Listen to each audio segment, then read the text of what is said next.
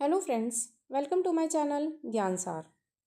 तो आज की इस वीडियो में हम यूपी टेट 2011 में पूछा गया सीडीपी के जो प्रश्न पत्र हैं उसको हम लोग इस वीडियो में देखेंगे। आई होप आप सभी बहुत अच्छे होंगे और आपकी पढ़ाई बहुत अच्छी चल रही होगी, क्योंकि यूपी टेट का जो एग्ज़ाम है अब उसके लिए बहुत ज़्यादा टाइम तो बचा नहीं है ना। तो ज़ोरों शोरों से आपको पढ़ाई में लग जाना है और जितने भी प्रीवियस ईयर हैं उन सभी को एक 2 से 3 बार लगा लेना है, क्योंकि इस एग्ज़ाम में प्रीवियस ईयर से क्वेश्चन सबसे ज़्यादा बनाए जाते हैं। क्योंकि लास्ट टाइम में जो पेपर हुआ था 2021 में, उसमें पूरा का पूरा जो पेपर है 2017 वाला ही रखा गया था, क्योंकि वो एग्ज़ाम हमने भी दिया था। तो इसलिए पूरा पेपर ही 2017 वाला रखा गया था, क्योंकि वो री एग्ज़ाम कराया गया था। तो इसलिए प्रीवियस ईयर को बहुत ध्यान से पढ़ के जाना है, पता नहीं आपके पेपर में कौन सा पेपर आ जाए। ठीक है, तो अगर आपने हमारी पुरानी वीडियो नहीं देखी है तो हमारे चैनल पर जा कर के उन सारी वीडियो को भी देख लीजिए, क्योंकि उसमें इम्पॉर्टेंट जो टॉपिक है उनको कवर किया गया है। वो बहुत ज़्यादा लंबी वीडियो नहीं है, हार्डली 10 मिनट अराउंड वीडियो है और आपको हर एक टॉपिक कवर कर किया गया है। तो अगर आपको हमारी वीडियो पसंद आए तो इस पर कमेंट करके ज़रूर बताएं कि आपको कौन सा टॉपिक नेक्स्ट चाहिए।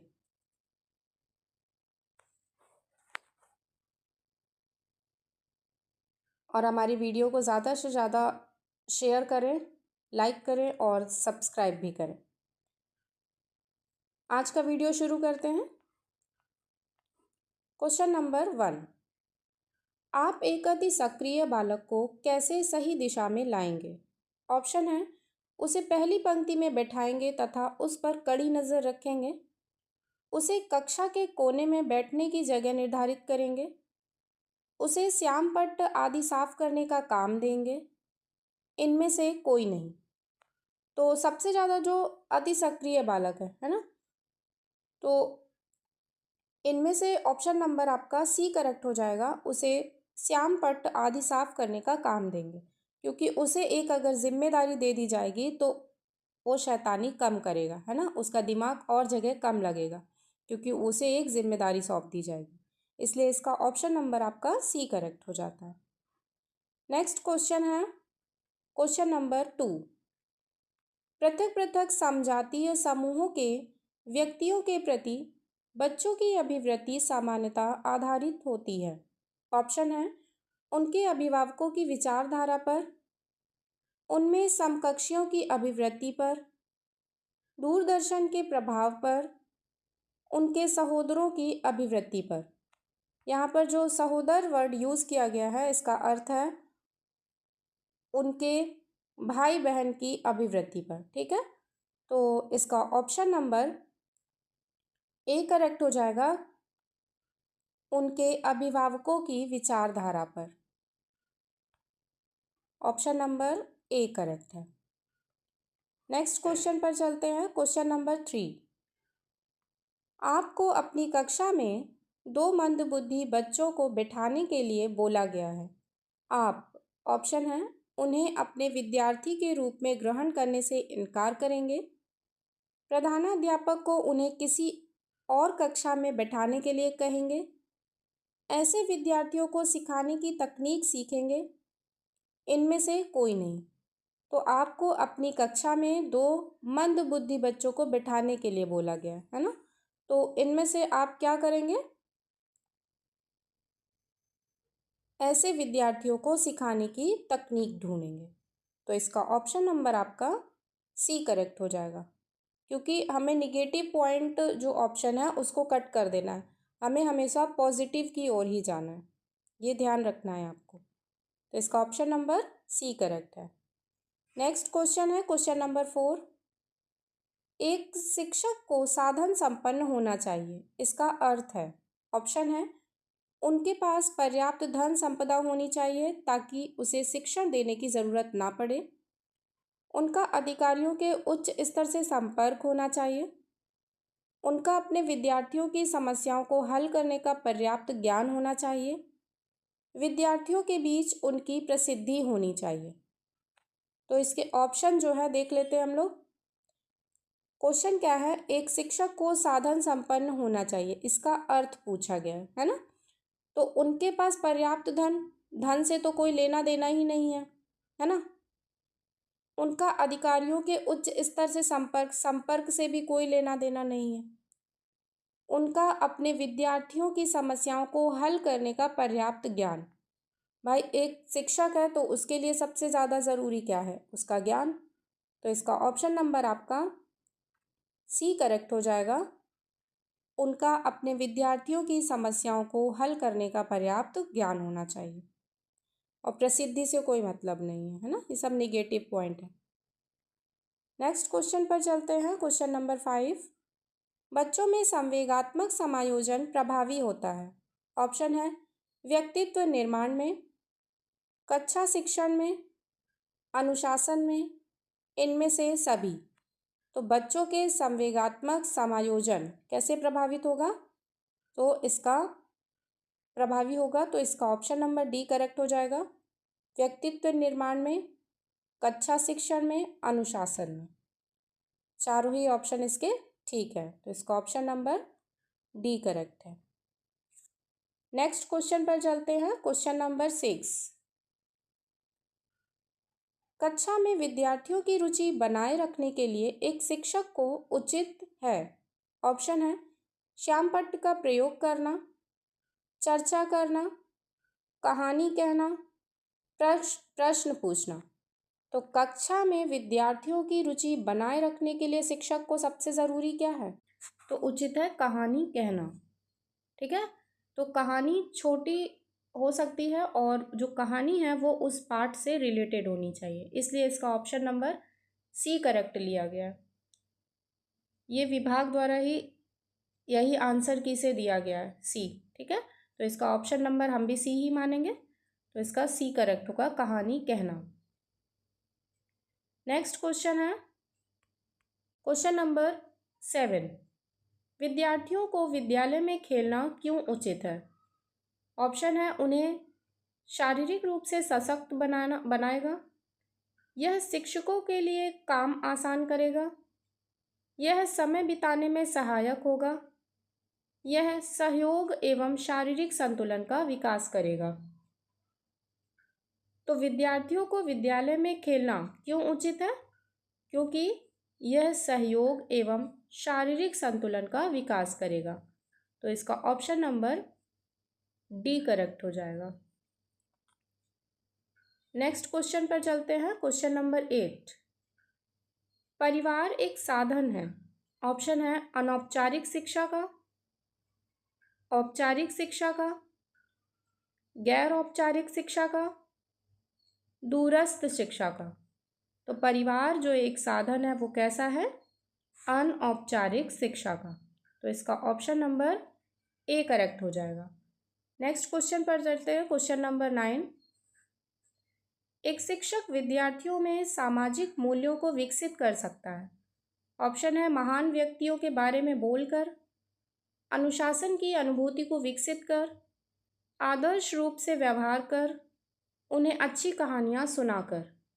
तो एक शिक्षक जो है विद्यार्थियों में सामाजिक मूल्यों को कैसे विकसित करेगा, तो आदर्श रूप से व्यवहार कर। इसका ऑप्शन नंबर सी करेक्ट हो जाएगा। नेक्स्ट क्वेश्चन पर चलते हैं। क्वेश्चन नंबर 10, एक शिक्षक के लिए सबसे महत्वपूर्ण क्या है। कक्षा में अनुशासन बनाए रखना, कक्षा में समय अनुवर्ती होना, विद्यार्थियों की कठिनाइयों को दूर करना, एक सुवक्ता होना। तो एक शिक्षक के लिए सबसे महत्वपूर्ण क्या होगा, विद्यार्थियों की कठिनाइयों को दूर करना। तो इसका ऑप्शन नंबर सी करेक्ट है। नेक्स्ट ये इसकी व्याख्या दी गई है, एक बार इसको भी देख लेंगे हम लोग। एक शिक्षक के लिए सबसे महत्वपूर्ण कार्य विद्यार्थियों की कठिनाइयों को दूर करना है, जिसके लिए बालक से के संबंध में शिक्षक को उसके व्यवहार के मूल आधारों, आवश्यकताओं, मानसिक स्तर, रुचियों, योग्यताओं इत्यादि का विस्तृत ज्ञान होना चाहिए। अतः शिक्षा बालक की मूल प्रवृत्तियों, प्रेरणाओं और संवेगों पर आधारित होनी चाहिए। नेक्स्ट क्वेश्चन है क्वेश्चन नंबर 11,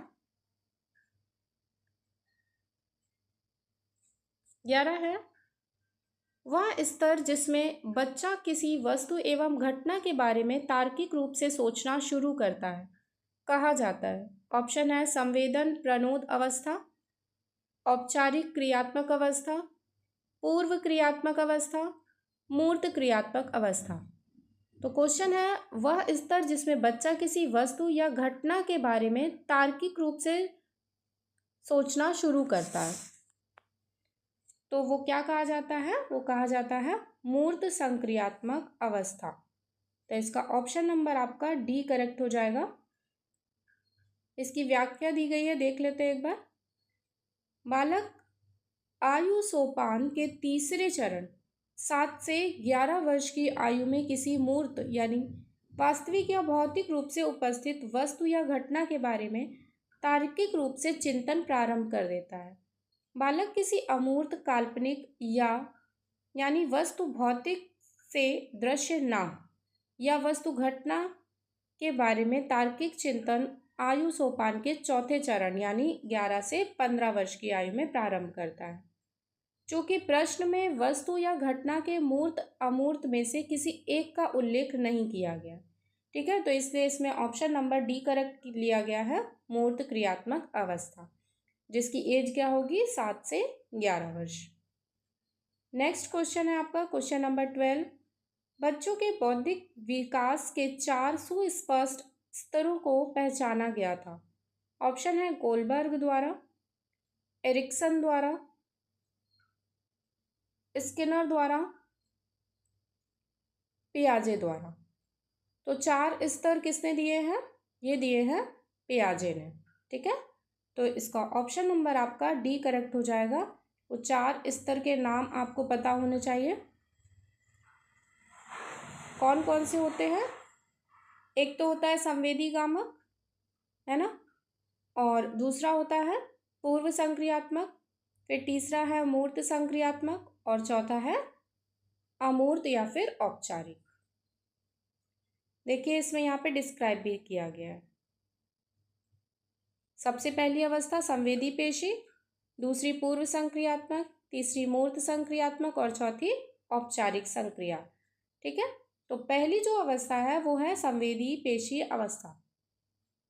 इस अवस्था में बालक में जन्म से लेकर 2 वर्ष यानी कि इसकी एज क्या होती है 0 से 2 ईयर की अवधि में होती है। इस अवस्था में बालक अपनी इंद्रियों के अनुभवों तथा उन पर पेशीय कार्य करके समझ विकसित करते हैं, जैसे देखकर, छूना, पैर मारना आदि।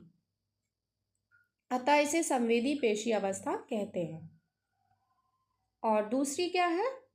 पूर्व संक्रियात्मक। पियाजे के अनुसार दूसरी अवस्था जो 2 से 7 वर्ष तक होती है, इस अवस्था को पुनः 2 भागों में बांटा गया है। एक बांटा गया प्राक संप्रेयात्मक और एक अंतर्दर्शी अवधि। तो जो प्राक संप्रत्यात्मक है उसकी अवधि 2 से 4 वर्ष तक। इस अवधि में बालक वस्तु के सामने उपस्थित ना होकर भी उसकी मानसिक छवि बना लेता है। और अंतर्दर्शी जो है वो है 4 से 7 वर्ष। इस अवधि में बच्चे में प्रारंभिक तर्क शक्ति आ जाती है तथा इससे संबंधित विभिन्न प्रश्नों को जानना चाहता है। पियाजे ने इसे अंतर्दर्शी अवधि इसलिए कहा है क्योंकि बच्चा इस अवधि में अपने ज्ञान व समझ के बारे में पूर्णतः जानता है। और तीसरी अवस्था है मूर्त संक्रियात्मक। उसकी एज क्या है 7 से 11 वर्ष। इस अवस्था में बच्चों के विचारों में संक्रियात्मक क्षमता आ जाती है और अंतर्दर्शी तर्क शक्ति की जगह तार्किकता आ जाती है, परंतु बालक समस्या समाधान हेतु मूर्त परिस्थितियों में ही निर्भर रहता है, ठीक है। और जो 4th स्टेज है वो है औपचारिक संक्रिया अवस्था। इसकी एज है 11 या 12 वर्ष से आरंभ तक।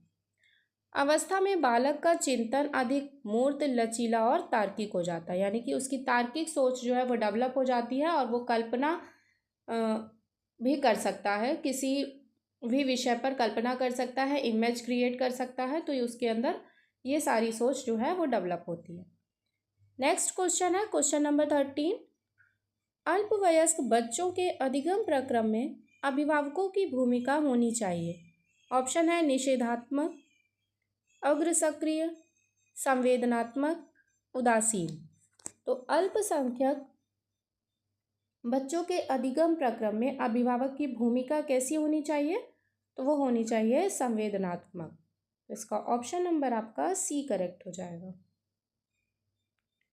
नेक्स्ट क्वेश्चन है क्वेश्चन नंबर 14। बच्चों के संज्ञानात्मक विकास को सबसे अच्छे तरीके से कहाँ परिभाषित किया जा सकता है? ऑप्शन है खेल के मैदान में, विद्यालय एवं कक्षा में, ऑडिटोरियम में, गृह में। तो संज्ञानात्मक विकास के सबसे अच्छे तरीकों से कहाँ परिभाषित किया जाएगा? तो ये परिभाषित किया जाएगा आपका विद्यालय एवं कक्षा में।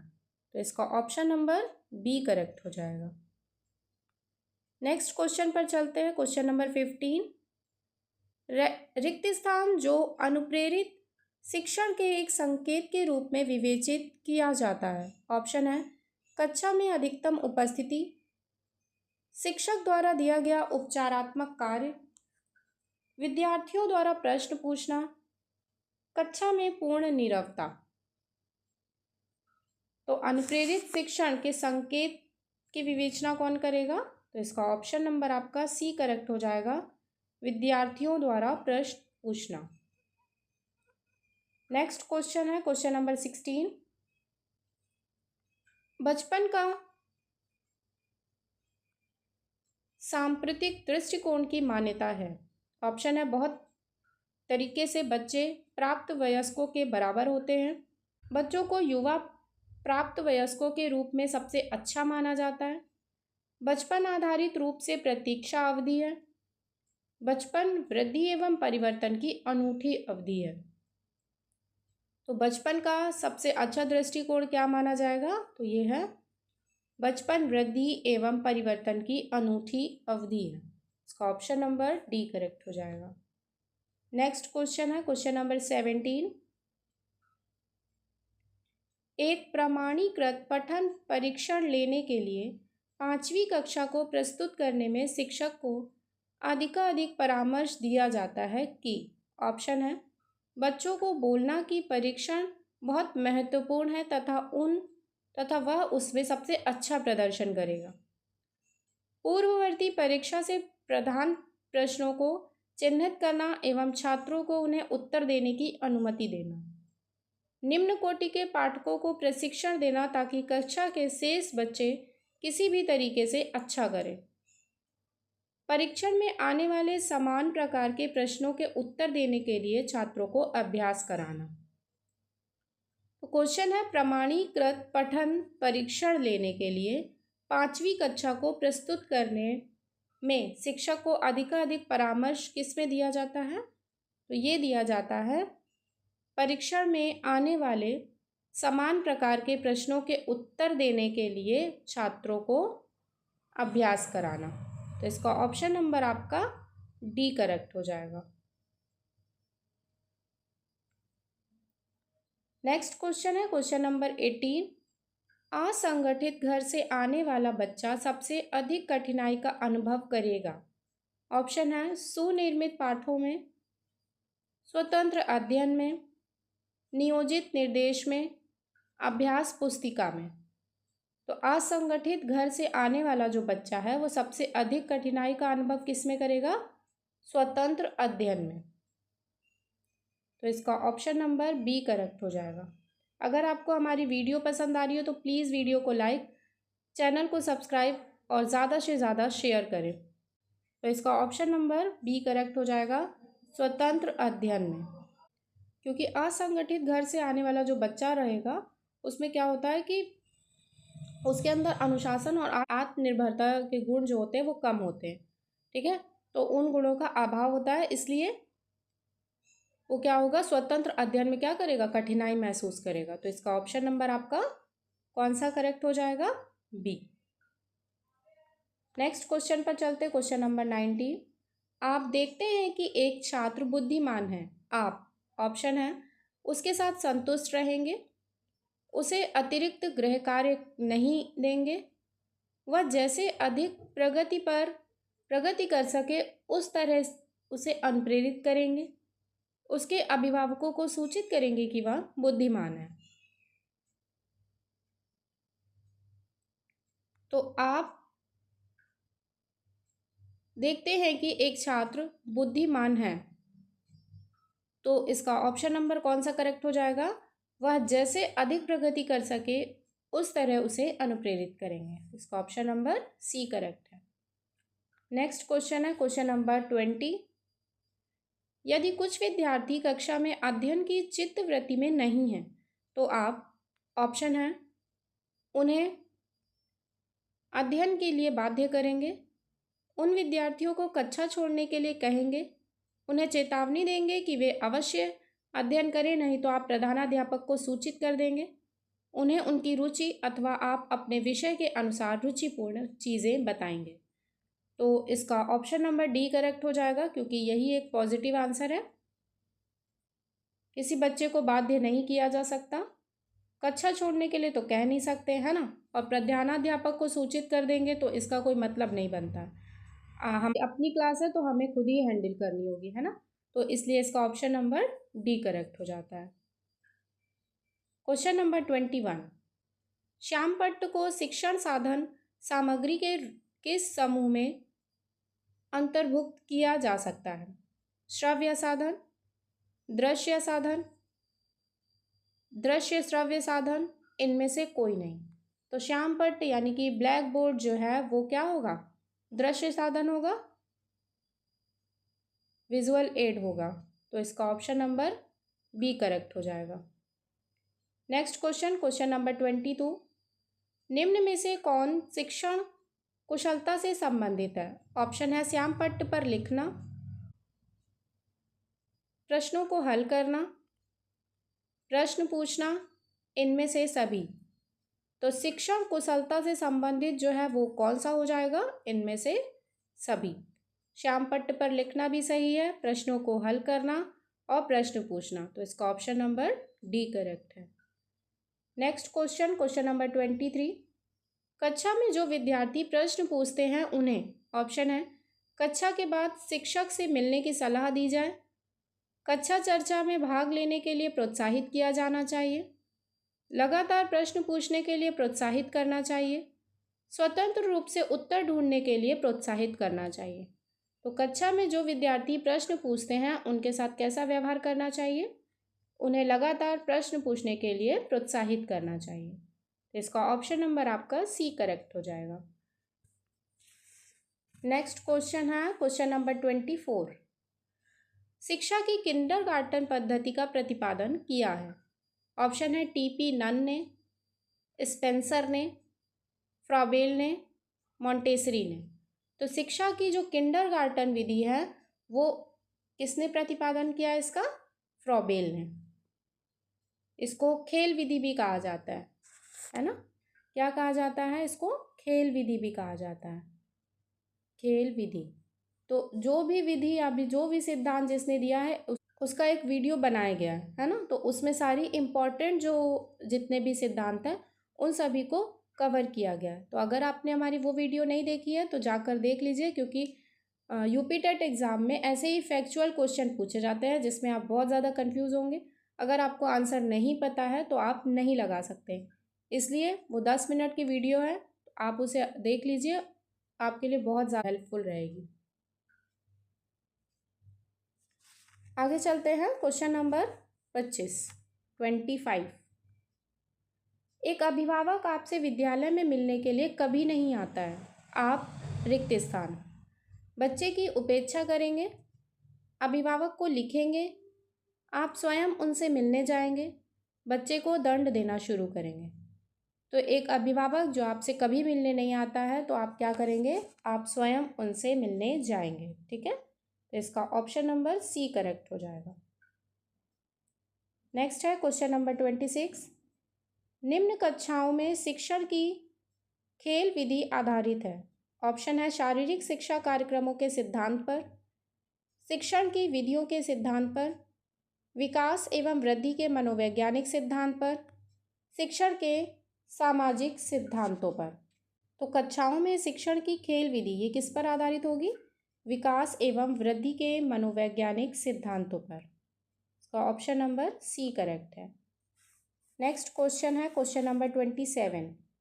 डिसलेक्सिया संबंधित है, ऑप्शन है मानसिक विकार से, गणितीय विकार से, पठन विकार से, व्यावहारिक विकार से। तो डिसलेक्सिया ये किससे संबंधित है? पठन विकार से। यदि किसी बच्चे को पढ़ने में कठिनाई होती है तो उसे कौन सा दिक्कत है? डिसलेक्सिया। ठीक है।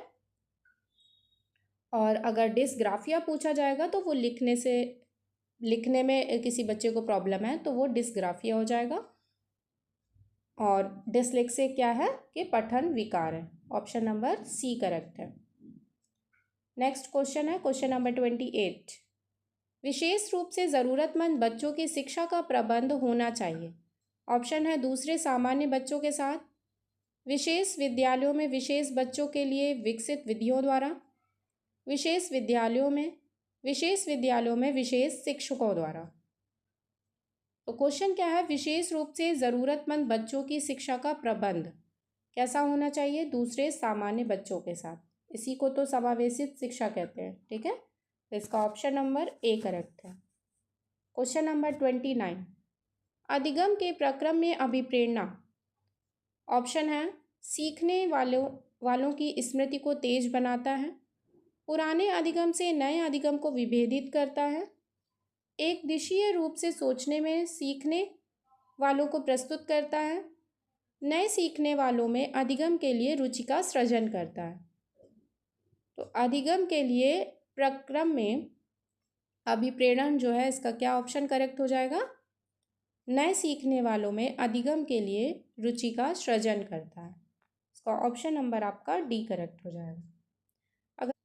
अगर आपको हमारी वीडियो पसंद आ रही है तो प्लीज़ वीडियो को लाइक करें, सब्सक्राइब करें हमारे चैनल को और ज़्यादा से ज़्यादा वीडियो को शेयर करें। और कमेंट बॉक्स में भी ज़रूर बताएं कि आपको नेक्स्ट वीडियो किस टॉपिक पर चाहिए। क्वेश्चन नंबर 30 आज का लास्ट क्वेश्चन है। कक्षा 5 के न्यून दृष्टि वाले बच्चों को निम्न स्तर के कार्य करने के लिए माफ़ करना उचित है। उसके दैनिक कार्यों में उसके माता पिता तथा मित्रों को सहायता करनी चाहिए। कक्षा में सामान्य रूप से बर्ताव करना चाहिए एवं ऑडियो सीडी के जरिए सहायता प्रदान करनी चाहिए। कक्षा में विशेष बर्ताव करना चाहिए। तो इसका ऑप्शन नंबर सी करेक्ट हो जाएगा। कक्षा 5 के न्यून दृष्टि वाले बच्चों को कक्षा में सामान्य रूप से बर्ताव करना चाहिए एवं ऑडियो सीडी के जरिए बच्चे को सहायता प्रदान करनी चाहिए। इसका ऑप्शन नंबर सी करेक्ट है। तो आज की वीडियो यहीं समाप्त होती है। वीडियो पसंद आई हो तो प्लीज़ वीडियो को लाइक, चैनल को सब्सक्राइब ज़रूर करें और ज़्यादा से ज़्यादा शेयर करें। मिलेंगे नेक्स्ट वीडियो में। Thank you.